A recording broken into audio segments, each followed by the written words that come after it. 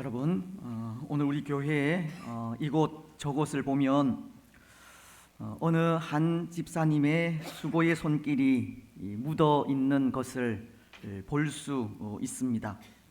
계절에 따라 예쁜 꽃들과 나무들이 잘 정돈된 것을 볼 수 있기 때문인데요. 우선 이 자리를 빌어 또 이 일을 위해 참 많이 수고하시는 또 우리 민집사님과 또 함께 하시는 또 분들께 진심으로 감사의 말씀을 드립니다. 며칠 전에 그 4층 올라가는 그 공간에 몇 개의 화분과 그중 한 화분에 있는 작은 나무에서 파릇파릇 이 새싹이 돋아나는 것을 보게 되었습니다. 그것을 보면서 그런 생각을 한 적이 있습니다. 추운 겨울에 말라있던 나무들이 파릇파릇 새싹이 돋아나게 되는 일은 한순간 이루어진 일이 아니라는 겁니다. 푸르고 여린 새싹이 움트기까지 여러 수고의 손길과 함께 오랜 기간 추위를 참고 견디며 인내한 결과로 인해서라는 겁니다. 때로 모진 한파에 이제 더 이상 생명을 유지할 수 없을 지경에까지 이르게도 되지만, 그래도 그렇게 눈망울과도 같이 푸르고 여린 새싹이 움트게 되는 것이 다 수고로운 손길과 또 인내의 결과로 인해서라는 겁니다. 서정주 시인이 쓴 이 국화 옆에서라는 시 중에는 이런 내용의 시구가 있습니다. 한 송이 국화꽃을 피우기 위해 봄부터 소쩍새는 그렇게 울었나 보다. 한 송이 국화꽃을 피우기 위해 천둥은 먹구름 속에서 또 그렇게 울었나 보다. 한 송이의 국화가 예쁜 꽃망울을 터뜨리기까지 이 봄날의 소쩍새 울음소리와 여름철의 천둥 소리를 지난 무설이 내리는 가을이듯 이 봄날에 움트는 여리고 푸른 새싹 역시도 모질고 긴 시간이 흐른 이후라는 겁니다. 겨우내 마른 그 나무들이 파릇한 새싹을 피우기까지 한순간 이루어진 일이 아니라는 겁니다. 그런데 여러분, 그것은 오늘 우리가 구원받은 하나님의 자녀 된 것도 동일하지 않습니까? 우리의 구원도 하루아침에 이루어진 일이 아니라는 겁니다. 어쩌면 우리는 그런 생각을 하고 있을지 모릅니다. 오늘 우리가 구원받은 하나님의 백성으로 살아가는 것은 우리가 우리 마음 속에 예수님을 구주로 영접하고 입으로 시인함으로 단번에 이루어진 일이라 생각할지 모른다는 겁니다. 그래서 구원이 아주 쉽게 이루어진 것으로 생각할 수도 있습니다. 물론 구원이라는 것은 그렇게 우리 마음속에 예수님을 나의 구주로 영접하여 믿을 때 즉시 이루어지는 일이기는 하지만 그것이 결코 한순간에 이루어진 일은 아닌 겁니다. 나무에 새싹이 돋기까지 모질고 오랜 시간을 인내하고 견디어 마침내 눈망울과도 같은 새싹이 돋아나듯 이 구원의 역사 역시도 오랜 약속의 기다림의 결과로 인해서라는 겁니다. 그 어떤 약속이나 계획도 없이 어느 날 갑자기 예수님을 믿고 영접함으로 구원이 이루어진 것이 아니라 오랜 기간 동안 진행되어 온 하나님의 구원 계획에 의해서라는 겁니다. 그래서 에베소서는 이런 말씀을 하십니다. 1장 3절로 5절을 통해서인데요. 찬송하리로다. 하나님 곧 우리 주 예수 그리스도의 아버지께서 그리스도 안에서 하늘에 속한 모든 신령한 복을 우리에게 주시되 곧 창세전에 그리스도 안에서 우리를 택하사 우리로 사랑 안에서 그 앞에 거룩하고 흠이 없게 하시려고 그 기쁘신 뜻대로 우리를 예정하사 예수 그리스도로 말미암아 자기의 아들들이 되게 하셨으니. 오늘 이 시대에 우리가 믿음으로 하나님의 자녀가 된 것은 이미 창세 전부터 하나님께서 계획하신 그 계획에 의해서라는 겁니다. 오늘 우리의 구원이 어느 날 갑자기 이루어진 일이 아니라는 겁니다. 오래전부터 계획되고 예정된 하나님의 뜻에 의해 이루어진 일인 겁니다. 마치도 새싹이 하루아침에 돋아난 것이 아니듯 구원의 역사 역시도 하루아침에 이루어지지 않은 겁니다. 그렇습니다. 그래서 오늘 우리는 그렇게 하루아침에 이루어지지 않은 이 구원을 묵상하면서 두 가지를 생각하려고 하는데요. 먼저 그 하나는 구원이라는 것은 전적으로 하나님의 은혜라는 것을 생각하게 됩니다. 여러분 기억을 하시겠지만 우리는 지난 주일 타락함으로 찾아온 우리 인생의 비참함에 대해 생각을 하면서 죄로 인해 고통과 눈물과 영원한 죽음이 찾아오게 된 것을 생각하였습니다. 근데 그렇게 죄로 인해 고통을 당하며 죽게 된 우리 인생에게 구원을 통해 하나님의 자녀로 살아갈 수 있는 길이 열리게 된 것은 전적으로 하나님의 은혜가 아니면 불가능한 일입니다. 그렇지 않습니까? 그것도 전적으로 타락하여 하나님을 떠난 인생에게 아주 오래전부터 이 구원이라는 하나님의 계획이 예정되어 있었다는 것은 정말 크나큰 은혜가 아닐 수 없는 겁니다. 여러분 한번 생각해 보십시오. 만약 하나님께서 우리 인생을 보시면서 우리 인생에게 하나라도 선한 것을 발견하신다면 구원이라고 하는 약속은 얼마든지 하실 수 있다 생각합니다. 그것은 마치 오늘 우리가 어느 한 사람을 보면서 미래가 있고 소망이 있으면 그 사람에게 모든 것을 믿고 맡길 수 있는 것과도 같은 이치입니다. 장래가 보장되어 있는 사람이라면 믿고 맡길 수 있다는 겁니다. 언젠가 한 신문을 통해 유명한 이 골프 선수의 아버지가 딸의 신랑감에 대해 인터뷰한 내용을 읽은 적이 있습니다. 키는 185cm 이상, 몸무게는 90kg 이상이라고 하면서 얼굴은 잘생기지 않아도 된다는 겁니다. 또 백수라도 괜찮다고 이야기를 합니다. 그리고는 너무 똑똑하지 않아도 되지만 이 골프에 대해 조금은 알고 이해할 수 있는 사람이라고 하였습니다. 근데 저는 그 기사를 보면서 그런 사람을 데려다가 어떻게 하려는지 걱정이 되기도 하였습니다. 여러분, 그런 사람이 무엇을 할 수 있겠습니까?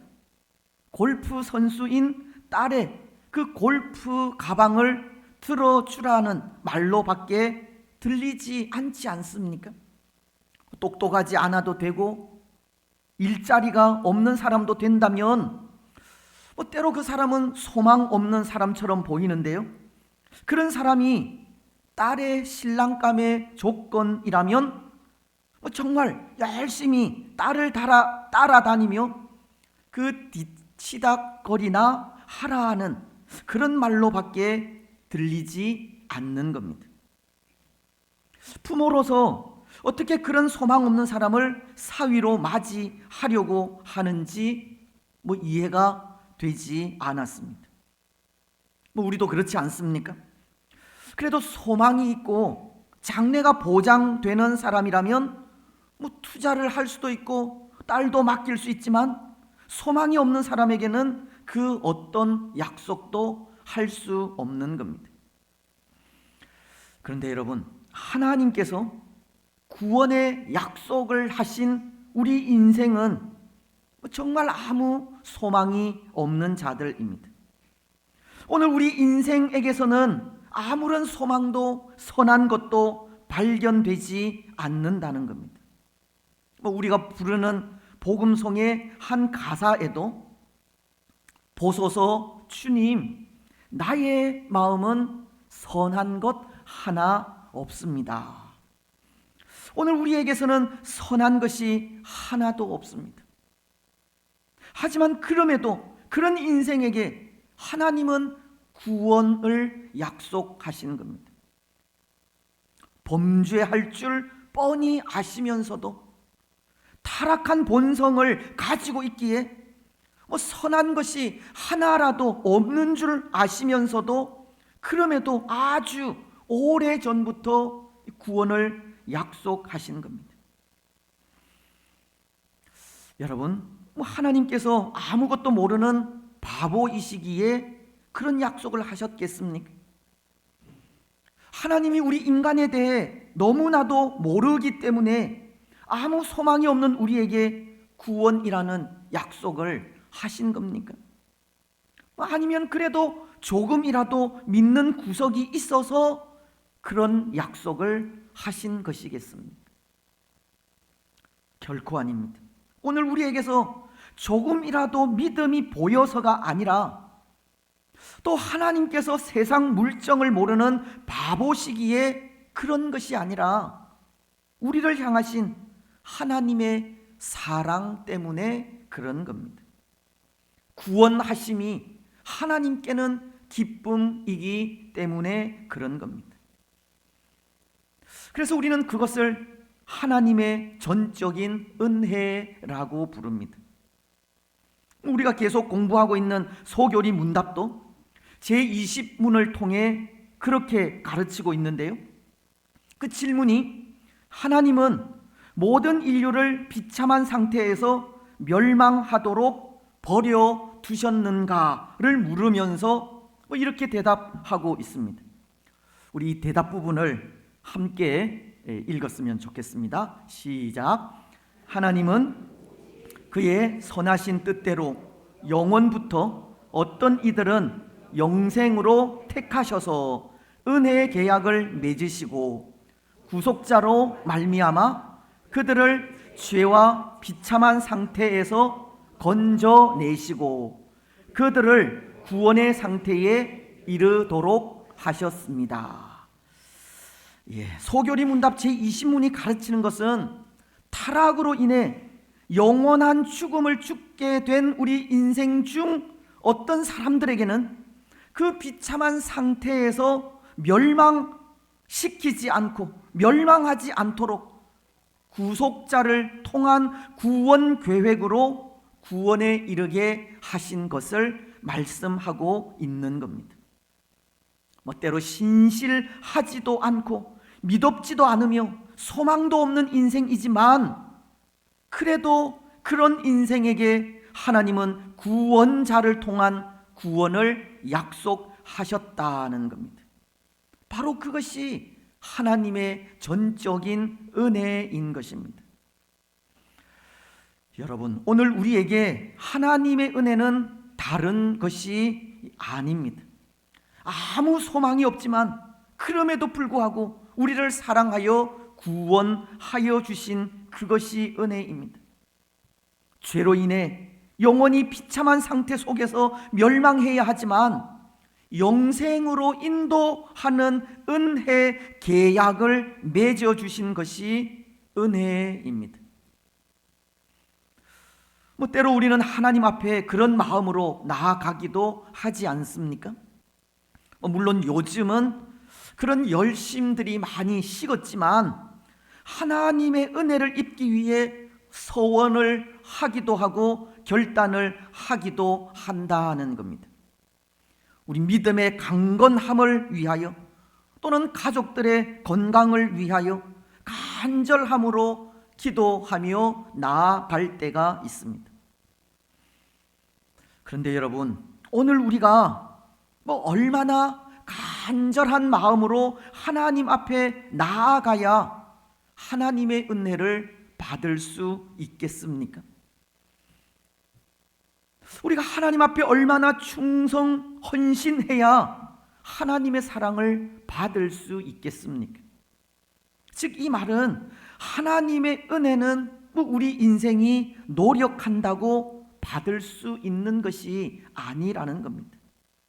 때로 우리는 우리의 열심으로 금식하기도 하고 우리 생각으로 봉사하기도 하며 우리 열정으로 구제도 하지만, 그래서 그것을 통해 하나님의 은혜와 사랑을 받기를 원하고 있지만 사실 그런 행위적인 요소들로는 하나님의 은혜와 사랑을 받을 수 있는 조건이 되지 않습니다. 하나님의 은혜는 행위와 노력을 통해서 이루어지는 것이 아니기 때문입니다. 물론 하나님은 하나님을 대하는 우리 인생의 중심을 보시고 하나님의 의를 이루어 가시기도 하지만 우리 사람이 하나님의 은혜 가운데 거하게 되는 것은 전적으로 하나님의 뜻에 의해서라는 겁니다. 그래서 그것을 은혜라고 부르는 겁니다. 은혜를 받기 위해 몸부림친다고 되는 것도 아니고 무언가 몸부림을 칠 수 있기에 은혜를 받을 수 있는 것도 아니라 은혜는 전적으로 은혜를 주시는 하나님의 뜻에 달려 있는 겁니다. 그렇습니다. 사랑하는 여러분, 구원의 은혜는 은혜를 주시는 하나님의 뜻에 달려 있습니다. 오늘 예수님을 믿는 우리는 그 은혜를 누리고 있습니다. 오늘 우리는 예수 그리스도를 통해 하나님의 은혜 계약 아래에 있다는 겁니다. 그래서 그것을 생각할 때 그 일이 얼마나 감사한 일인지 모르는 겁니다. 그렇지 않습니까? 정말 감사한 일입니다. 그래서 우리는 그 은혜를 되새기면서 늘 감사로 나아가야 하는 겁니다. 은혜를 주신 하나님을 찬송하고 경배해야 합니다. 타락하여 감히 은혜를 받을 수 없는 존재이지만 그럼에도 은혜로 구원하여 하나님의 자녀로 살아가게 하신 것을 감사하면서 하나님을 찬양하고 경배해야 하는 겁니다. 여러분, 오늘 우리는 우리의 구원이 전적으로 하나님의 은혜임을 기억하면서 시마다 때마다 하나님의 그 은혜를 되새기시고 그 은혜에 감사와 찬양의 삶을 살아가시기 바랍니다. 이제 또 하나, 오늘 우리의 구원이 하루아침에 이루어지지 않았다는 것은 그 누구도 우리의 구원을 흔들 수 없다는 것을 가르칩니다. 여러분, 과거 바벨론이라고 하는 나라가 세계를 정복하고 지배할 때 그들이 지배한 이스라엘과 여러 국가들에 사용하던 이 정책이 하나 있었습니다. 그것은 그들이 지배하는 국가의 정신, 그 국가가 가진 신앙을 말살하려는 의도에서 그 지배국인 백성들을 바벨론으로 이주시키는 정책이었습니다. 그래서 당시에 에스겔이나 다니엘과도 같은 많은 이스라엘 지식인들이 바벨론으로 포로되어 끌려가지 않았습니까? 하지만 이스라엘에게서 많은 바벨론의 그 정책이 실패로 돌아가게 되는데요. 왜냐하면 이 이스라엘에게서는 그들의 정신과 그들이 가진 신앙이 하루아침에 이루어진 일이 아니기 때문입니다. 즉 이 말은 두 가지 의미를 내포하고 있는 것으로, 그 하나는 이스라엘 백성들에게는 이 선민 사상이라는 것이 있어서 스스로 자신들의 것을 지키려는 마음이 있었기 때문입니다. 또 하나는 그들 이스라엘 백성들의 배후에는 그들의 주인 되시는 왕이신 하나님이 계셔서 하나님께서 이스라엘을 보존하셨다고 하는 의미가 들어있는 겁니다. 오늘 우리의 구원을 흔들 수 없다는 것도 바로 그런 의미입니다. 오늘 우리에게는 하나님께서 세우신 구원의 계획이 있고, 구원의 계획이 이루어지기까지 하나님께서 그의 백성들을 지키시고 보존하신다고 하는 의미에서입니다. 이미 오래전에 하나님께서 세우신 구원 계획이 완성되기까지 하나님은 결코 멈추지도, 또 계속해서 일하시는 바로 그 은혜를 통하여서 이 구원은 변함이 없다는 겁니다. 모르겠습니다. 때로 사탄의 유혹과 미혹에 흔들릴 수 있을지는 모르겠지만 빼앗기는 일은 없습니다. 사라지는 일은 없다는 겁니다. 우리의 구원은 굳건하게 지켜지는 겁니다. 그래서 오늘 우리가 읽은 본문인 31절로 32절은 이렇게 말씀하고 있습니다. 하나님의 은혜로 구원받은 우리를 그 누구도 대적할 수 없다는 의미의 말씀인데요. 그런즉 이 일에 대하여 우리가 무슨 말하리요? 만일 하나님이 우리를 위하시면 누가 우리를 대적하리요? 자기 아들을 아끼지 아니하시고 우리 모든 사람을 위하여 내주신 이가 어찌 그 아들과 함께 모든 것을 우리에게 주시지 아니하겠느냐? 여기 말씀은 하나님이 우리를 위하시면이라고 하는데요, 여러분 무슨 말씀이겠습니까? 하나님께서 우리의 구원을 창세 전부터 정하시고 예정하셨다면, 또는 하나님께서 이미 우리의 구원을 이루셨다면이라고 하는 뜻입니다. 하나님께서 우리의 구원을 예정하셨다면, 확정하셨다면 누가 우리를 대적하리요? 그 누구도 우리의 구원을 빼앗을 자가 없음을 말씀하시는 겁니다. 마치도 바벨론에 포로된 이스라엘을 하나님이 그 배후에서 보존하신 것처럼 하나님의 인도하심과 보호하심으로 인해 그 누구도 구원을 빼앗아갈 수 없음을 말씀하는 겁니다. 그래서 이 칼빈의 그 5대 교리 중에 하나가 이 성도의 견인이라고 하는 것인데요, 이 견인이라고 하는 것은 천국에 들어갈 때까지 성도인 우리가 당하는 수많은 고난 속에서 성도들이 참고 견디며 인내해야 한다, 그런 뜻이 아니라 하나님께서 친히 우리를 견인해 가신다, 인도해 가신다고 하는 그런 의미입니다. 여러분, 불법 주차된 차를 어떻게 합니까? 딱지를 뗀다거나 아니면 견인차가 와서 견인을 해 갑니다. 견인이라는 것이 바로 그런 뜻입니다.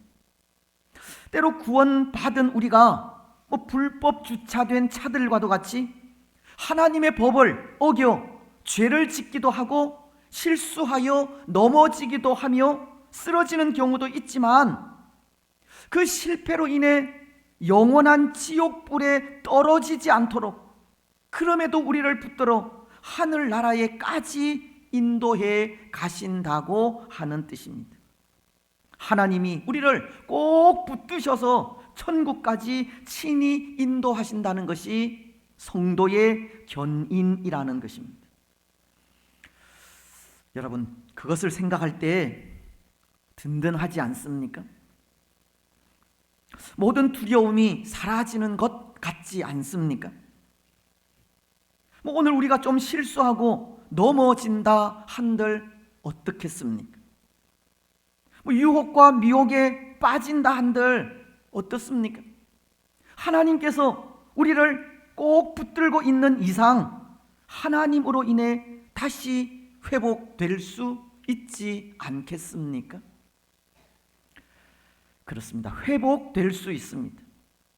그래서 오늘 우리가 이 일을 생각하면서 할 일이 있다면 그것이 아닌가 생각합니다. 과거 이스라엘 백성들이 포로 생활 중에 하나님의 인도와 보호하심과 함께 그들이 가진 선민 사상으로 스스로의 신앙을 지켜갔듯이 오늘 우리 역시도 구원받은 하나님의 백성이라고 하는 확신을 가지고 담대하게 우리 스스로의 신앙을 지켜가는 일입니다. 때로 실수하여 넘어지고 쓰러지는 일이 있어도 우리와 함께 하시는 하나님의 도우심이 결코 우리를 놓치지 않는다는 것을 기억하면서 다시금 하나님께로 돌아오는 일입니다. 친히 우리를 보호하시는 하나님을 의지하여 우리의 구원을 지켜가는 일입니다. 여러분, 하나님께서 친히 우리를 지키시고 보호하십니다. 그 누구도 우리의 구원을 흔들 자가 없습니다. 오늘 우리는 그것을 기억하면서 담대하게 두려움 없이 우리의 구원을 지켜가시기 바랍니다. 그리고 덧붙여 그럼에도 그 누구도 우리의 구원을 흔들 수 없는 것이 오늘 33절로 34절 상반절이 말씀하고 있는 것 때문이기도 한데요, 하나님의 은혜로 구원받은 우리를 그 누구도 정죄할 수 없다는 말씀으로 인해서입니다. 말씀은 이렇게 기록하고 있습니다. 누가 능히 하나님께서 택하신 자들을 고발하리요. 의롭다 하신 이는 하나님이시니 누가 정죄하리요. 여러분, 누가 우리를 정죄하겠습니까? 물론 사탄이 우리를 참소하기도 합니다. 참소는 이 사탄의 전유물이기 때문입니다. 하지만 사탄의 그 참소에 하나님은 우리 편이 되셔서 우리를 변호해 주십니다. 욥기서 1장 8절을 통해 욥을 참소하던 사탄에게 하나님은 이런 말씀을 하시지 않습니까? 여호와께서 사단에게 이르시되 네가 내 종 욥을 주의하여 보았느냐? 그와 같이 온전하고 정직하여 하나님을 경외하며 악에서 떠난 자가 세상에 없느니라. 하나님은 욥을 향한 사탄의 참소에 그와 같이 온전하고 정직하여 하나님을 경외하며 악에서 떠난 자가 없다고 욥을 옹호해 주신 겁니다.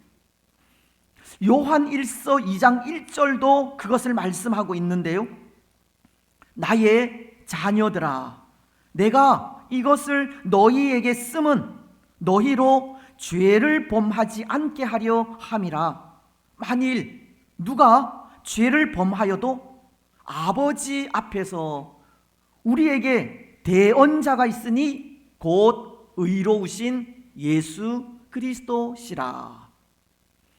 때로 사탄은 하나님 앞에서 우리의 연약함과 죄를 드러내고 정죄하지만 의로우신 예수 그리스도께서 우리의 대언자가 되셔서 우리의 죄 없음을 변호해 주시는 겁니다. 여러분, 그 누구도 우리를 정죄하지 못합니다. 우리는 변함없이 구원받은 하나님의 자녀입니다. 그래서 오늘 마지막 35절은 하나님의 은혜로 구원받은 우리를 하나님의 사랑에서 끊을 자가 아무도 없다고 말씀하시는 겁니다. 누가 우리를 그리스도의 사랑에서 끊으리요? 환난이나 곤고나 박해나 기근이나 적신이나 위험이나 칼이랴. 그 누구도 우리를 향한 하나님의 사랑을 끊지 못하는 겁니다. 그 어떤 것도 우리를 향하신 하나님의 사랑을 막지 못합니다. 요한복음도 보십시오. 13장 1절을 통해 예수님께서 하늘나라로 올라가시면서 그의 제자들을 향해 이런 마음을 보이셨습니다. 유월절 전에 예수께서 자기가 세상을 떠나 아버지께로 돌아가실 때가 이른 줄 아시고 세상에 있는 자기 사람들을 사랑하시되 끝까지 사랑하시니라. 사랑하는 여러분, 오늘 그 누구도 우리의 구원을 흔들 수가 없습니다. 그 누구도 우리를 향한 하나님의 사랑을 막을 수 없습니다. 우리의 구원은 하루아침에 이루어진 일이 아니기 때문입니다. 우리의 구원은 창세전에 이미 하나님께서 약속하신 약속이기 때문입니다. 오늘 우리는 우리를 향하신 너무나도 확실하고 분명한 이 구원의 은혜를 바라보면서 더욱 구원의 확신을 가지시고 항상 두렵고 떨림으로 우리의 구원을 이루어 가시기 바랍니다. 이제 말씀을 맺겠습니다. 사랑하는 여러분, 우리의 구원은 하루아침에 이루어지지 않았습니다. 이미 창세전에 우리를 택하신 택하심이 있었고 비록 범죄하여 멸망받을 수 없는 존재가 되었지만 구원자이신 예수 그리스도를 통한 구원의 계획이 있었으며 그 계획에 따라 오늘 구원이 이루어지기까지 변함없이 우리를 인도하시고 보존하신 하나님의 그 은혜를 통해서입니다. 지금도 구원의 완성을 위해 대적들을 물리쳐 주시고 그 누구도 우리를 정죄하지 않도록 아들이신 예수 그리스도를 통해 변호해 주시기까지 하시는 하나님의 은혜를 통해서입니다. 오늘 우리는 하루아침에 이루어지지 않은 구원의 이 놀라운 은혜에 늘 감사하시기 바랍니다. 천국에 이르기까지 우리를 인도하실 하나님을 기억하며 담대히 믿음의 삶을 살아가시기 바랍니다. 그래서 담대함으로 인내하며 흔들림 없이 살아가는 그 삶을 통해 마침내 구원이라고 하는 꽃봉우리, 구원의 놀라운 은혜에 이르시는 복된 주의 성도들이 되시기를 주님의 이름으로 축복합니다.